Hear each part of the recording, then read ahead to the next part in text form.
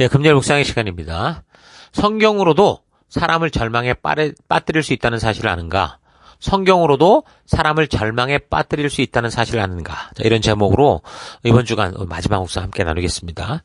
어제 우리는 갑작스러운 고난을 당한 욥을 위로하러 왔다가 그 지경이 너무도 처참하고 참혹해서 일주일 동안 아무 말도 못하고 곁에만 있었던 그런 친구들이 드디어 욥이 말을 하기 시작하면서 벌어지는 이 첫 번째 욥과 친구들의 변론을 살폈습니다.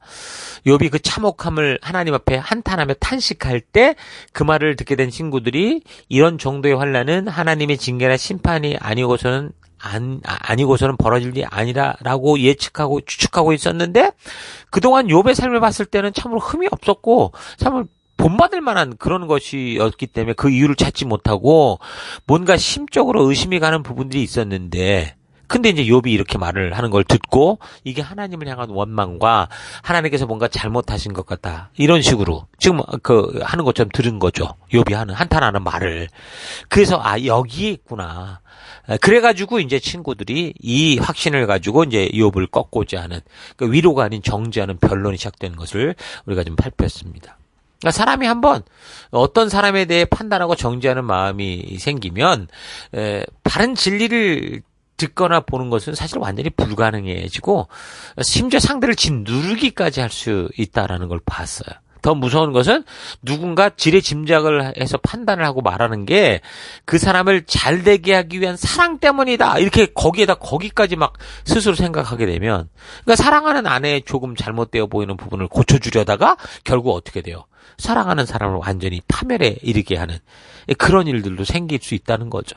같은 일을 보면서 바른 판단을 내릴 수도 있고 쉽게 정죄할 수 있다라는 사실 잊지 마시고 매일의 삶에서 늘 성경의 가치를 바르게 우리가 배우고 훈련해서 어려움 속에 있는 지체들 모든 상황과 환경들을 바르고 온전하게 분별하고 그래서 온전히 위로하고 세워가는 우리가 될 수 있기를 바랍니다. 그래서 계속해서 이제 어제에 이어서 욥의 친구들과 대화를 이어 살펴보면 욥은 지금 참으로 하나님 앞에 성실하게 살았다고 생각했는데 지금 벌어진 일들로 내 몸이 괴로운 걸 넘어서 친구들까지 너 뭔가 잘못한 거야. 너 분명히 잘못했기 때문에 이렇게 범죄자 취급하는 식으로 말을 하니까 욥이 이제 답답한 심정을 토로하면서 7장까지 하나님 왜 이러십니까? 계속 한탄을 합니다.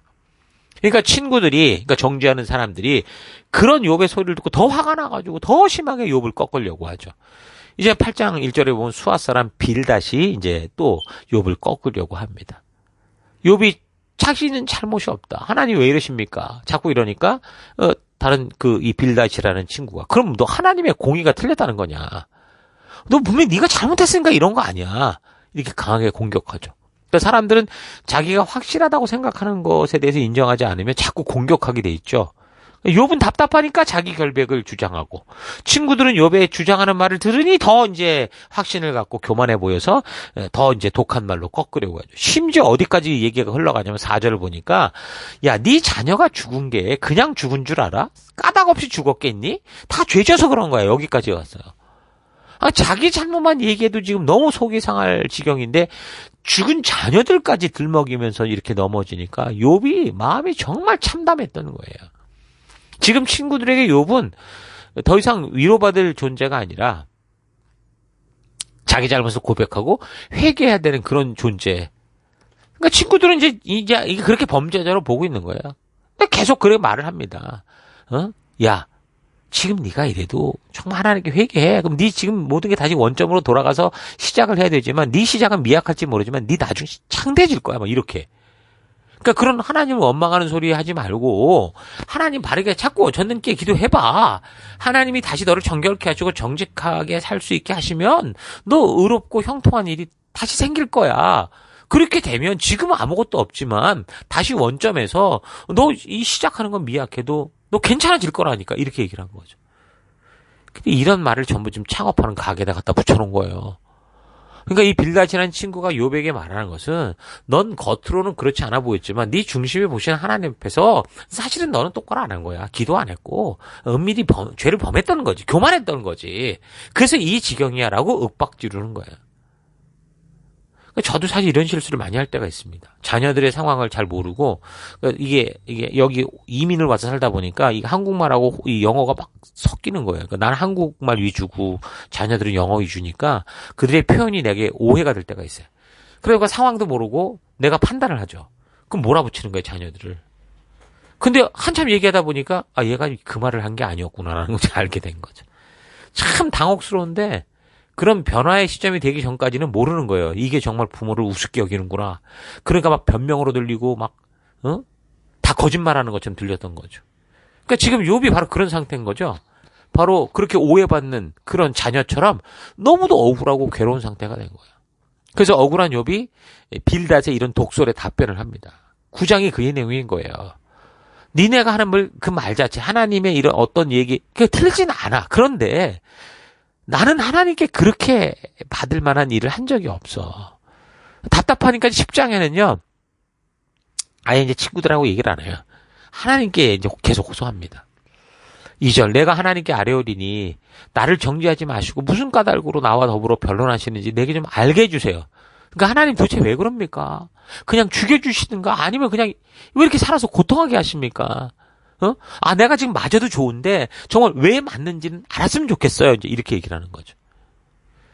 근데 계속 하나님께 호소하는 이런 욥의 모습은 지금 욥을 인과율에 의해 판단하고 정죄하여 죄인으로 범죄자로 보는 이 친구들에게는 어떻게 하는 거야? 더더욱 얘가 교만하다.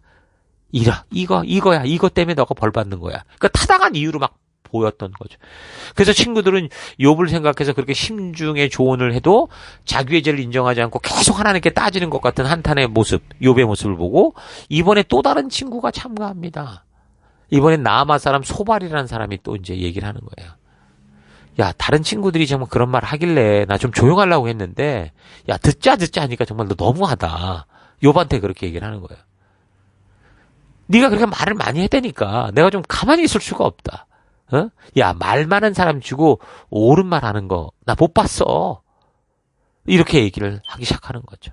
끝까지 네 잘났다고 하나님 앞에서 억울하니 어쩌니 너 그럴 수 있냐? 그러면서 하나님은 말씀 내시고 너를 향하여 입을 여시고 이래가면서 또 막 좋은 얘기 합니다. 너 솔직히 말하면 그러니까 결론은 이거예요. 너 지금 이거보다 더 맞아야 돼. 너 더 맞아도 싸. 친구가 이런 얘기를 하는 거예요. 하나님께서 지금 벌을 내리고 계시는데 내가 너의 말하는 꼬라지를 볼 때 실은 그 벌이 네가 잘못한 것보다는 훨씬 가벼운 것 같아. 하나님 정말 사랑의 하나님이야. 이렇게 얘기를 하는 거죠. 11장 11절. 하나님은 허망한 사람을 아시나니 악한 일은 상관하지 않으시는 듯 하나 다 보신다. 그러니까 하나님은 네가 아무리 선한 척을 했어도 중심을 보는 분이기 때문에 지금 너의 그 거짓된 현실이 이렇게 드러난 거야. 무슨 증거가 더 필요해? 이렇게 얘기를 하는 거죠. 그러니까 지금 상황이 점점 친구들의 감정도 막 고조되고 그러니 욥의 감정도 더 막 들끓고 고조되는 상황이에요. 그러니까 욥은 정말 타당한 이유를 알면 그 대가를 받고 싶은데 근데 전혀 그 이유를 모르겠는데 친구들이 이유를 다 아는 것처럼 욥이 너무 교만해서 그런 거야. 단정 짓고 정죄하고 진 누리려고 하니까 막 욥도 감정이 폭발하는 거죠. 욥이 대답하여 가로되 12장. 그래 너네 참 백성이다. 너희 죽으면 지혜도 죽겠다. 나도 너희같이 생각할 수 있어. 너희만 못하지 않아. 누가 그런 걸 모르겠어. 이렇게 이제 나가게 시작하는 거죠. 그러니까 사실 그래서 우리가 욥 기사를 보면서도 하나님에 대한 얘기를 할 때 우리가 좀 잘 이게 걸러서 들어야 된다는 얘기가 바로 이것 때문에 그러는 거예요. 친구들은 이미 정죄하고 시작했기 때문에 이제 완전히 잘못됐고 욥도 거기에다가 이제 감정에 곤두서기 시작하니까 쉽지 않은 그 어려운 얘기들이 자꾸 나오는 거죠.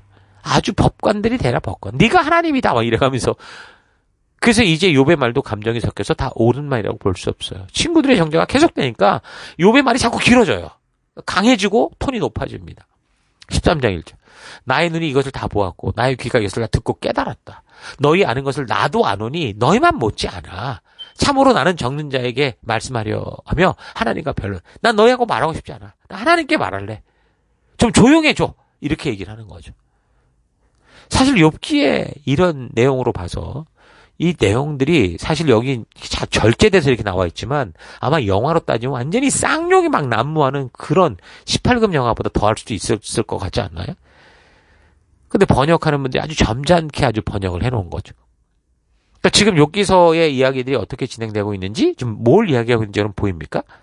근데 그냥 아무런 배경 없이 읽으면 이 욥의 친구들이 하는 말들이 뭐 다 하나님이 어떠시다 뭐 이렇게 얘기를 하니까 다 옳은 것 같이 들릴지 모르지만 잘 보면 왜 이런 소리를 하고 있는지를 알게 되죠. 아마 친구들이 하는 하나님이 한 말들, 그 문장 자체는 틀리지 않을 수 있을 거예요.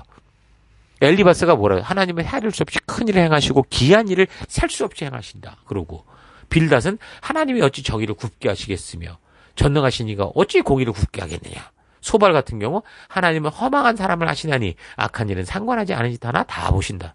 왜 이런 말이 틀리겠어요? 그런데 저들이 그런 하나님이시다 말해놓고도 그것을 적용하는 거는 그래. 그건 네가 잘못된 거야. 너가 잘못된 거야. 너 범죄자야. 이렇게 쓰고 있는 거죠. 그러니까 뭐라는 거예요? 지금 사람을 살리고 영생하게 하는 성경. 하나님의 정체성을 가지고도 정죄하고 판단하는 일에 쓰면 사람을 살리는 게 아니라 완전히 죽일 수 있다는 거예요. 욥이 자살하지 않은 게 다행이죠.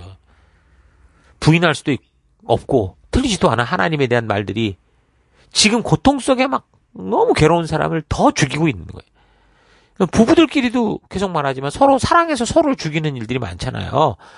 남편이 이것만 고치면 좋은 아빠가 될 수 있는데 아내가 이것만 고치면 정말 좋은 엄마가 될 텐데 이래가면서 그러니까 분명히 서로를 사랑해서 하는 생각이에요. 근데 그게 부부관계를 아주 철저히 완전히 고통 속에 말라 죽어가게 하잖아요. 아내나 남편의 그 부족해 보이는 부분을 자기들이 먼저 채우기 위해서 남편이나 아내의 그 아쉬운 부분을 서로 보완하기 위해 자기의 생각대로가 아니라 상대의 필요를 채워주는 역할을 해야 되는데 너가 고쳐야 될 일이야. 네가 들어야 될 일이야. 이렇게 하니까 서로 전쟁이 벌어지고 서로를 죽이는 일이 생기는 거죠. 여러분 성경은요. 자신을 바꾸고 하나님 앞에 바르게 서게 하기 위한 건데 그런데 오늘날 강단의 설교를 또 오늘 성경의 본문을 들어보면 다 듣다 보면 다 뭐라고 그래요? 사람들이. 야 이거 남편이 들어야 되는데 야 이거 아내 들어야 되는데 이런 식으로 내가 아닌 남이 들어야 하는 식으로 방향을 잡으면 성경에 말씀하시는 것을 자기에게로 방향 잡지 않고 남에게 돌리면 그게 바로 사람을 죽이는 거라는 거죠.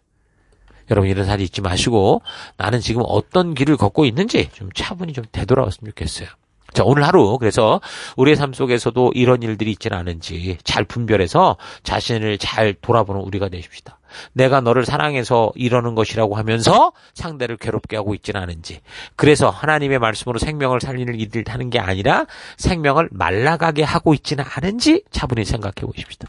우리는 하루하루 살아가면서 우리가 다 이해할 수 없고 해석할 수 없는 일들을 무수히 만나게 될 겁니다. 누가 보아도 인과응보의 법칙처럼 보이는 수많은 어려움과 고통을 당하는 사람들을 보게 될 겁니다. 그래서 나름대로 말씀의 진리로 저들을 구해보고자 하면서 우리도 모르는 사이에 너무도 정확한 하나님 예수님을 이야기하면서도 그것으로 다른 이들을 정죄하고 판단해서 저들의 영혼이 하나님으로부터 멀어지고 메말라 버리게 하고 있지 않은가 차분히 되돌아왔으면 좋겠어요. 세상의 사람들이 교회나 하나님이 싫어하는 게 아니라 세상 사람들을 보면 바로 이런 교인들이 싫어서 교회 오기 싫다고 하는 이야기를 종종 듣습니다. 그 교인이 바로 나일지도 모른다는 거죠. 욥의 친구들처럼 위로의 마음이 있고 위기에서 상대를 구하고 싶은 마음이 가득 차 있는데 내가 하는 말은 하나님께 더 가까이 가게 하는 게 아니라 자꾸 하나님부터 멀어지게 하는 것일 수 있습니다. 하나님을 안오라면서도 우리가 자꾸 그릇된 말과 생각과 태도를 가지게 되는 건 아마도 우리가 성경 전체를 통해 창조로부터 계시록의 새하늘 새 땅을 준비하신 하나님의 진심을 만나지 못해서 그럴 수 있다고 생각됩니다. 하나님의 진심을 만나면 우리 안에는 정말 한 영혼을 향한 사랑, 우리 예수님의 사랑으로 마음이 가득 차게 될 겁니다. 하나님을 정보로만 많이 알고 있는 우리가 아니라 성경을 통해 하나님께서 통곡하시고 하나님께서 간절히 부르시고 하나님께서 정말 기뻐하시는 그 마음과 하나님의 그 의도, 그 진심을 만나고 알아야 돼요. 그래서 그 진심이 우리의 말과 태도와 생각과 이 생각을 변화시킨 진정한 이 거듭남을 체험해야 됩니다. 자, 욥기의 말씀을 기억하면서 믿음에서 흔들리지 마시고 오히려 그렇게 다가오는 위기가 위험으로 빠지는 함정이 아니라 우리를 더욱더 하나님의 진심을 알고 성장하는 길로 업그레이드하는 기회가 되게 하는 그런 삶을 살아가는 여러분 될 수 있기를 주의 이름으로 축원합니다. 오늘 하루도 힘내십시오. 잠시 기도하겠습니다. 하나님 이야기를 하고 성경 이야기를 하고 신앙 이야기를 하면서 주변의 사람을 점점 더 하나님으로부터 멀어지게 하는 삶을 살아온 교만과 완악함을 회개합니다. 내가 만나고 내가 아는 하나님에 대한 체험과 지식이 내 주변의 삶을 살아나게 하고 절망에 빠진 이들이 소망을 보게 하고 낙담된 심령들이 희망을 볼 수 있게 하는 진정한 복음의 힘으로 거듭나게 하여 주옵소서. 내가 당연하게 생각하는 말들이 상대방의 마음을 절망하게 할 수 있다는 사실을 잊지 말고 입은 다물고 귀는 열어서 상대방의 말이 아니라 마음을 듣는 그런 믿음의 길 걷기 원합니다.